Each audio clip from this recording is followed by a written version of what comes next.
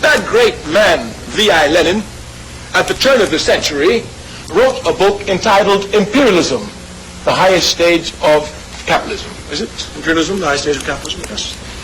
If one would read this little pamphlet, one would see here that Mr. Lenin had precisely pointed out that all of the world had already been conquered and divided by colonial powers. There was no else in the world left to be conquered or divided by colonial powers. This is the time when Zionism comes to rise. Zionism comes to look for a state when everywhere else in the world is already dominated.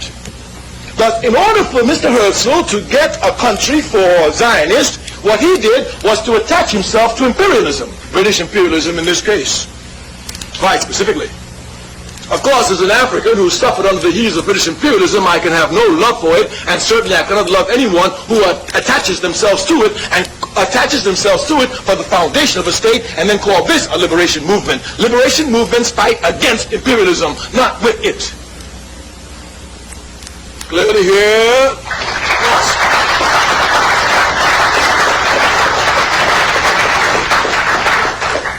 The legal foundation of the State of Israel is what is known as the Balfour Declaration.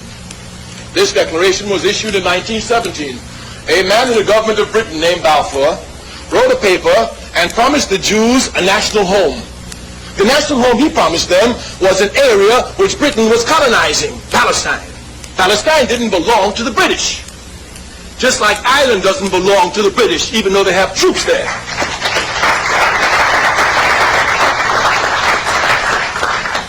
But here, these British imperialists signed a note and gave it to the Jews and they accepted it. Where is the morality for this?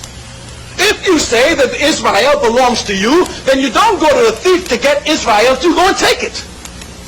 Once you go to an immoral being such as British imperialism, and this is the basis for you getting the land, then clearly here those who are truly liberation fighters must question this. The basis, we say, is the Balfour Declaration, and Zionists know it. Because Zionism is certainly not a liberation movement, because it never fought against any imperialism. As a matter of fact, today, Zionism is the baby, child, and infant protector of imperialism in the Middle East. It carries out the interests of American imperialism. As a matter of fact, Zionism and American imperialism is like this. If our tax dollars would stop giving money to Israel, the state would sink tomorrow.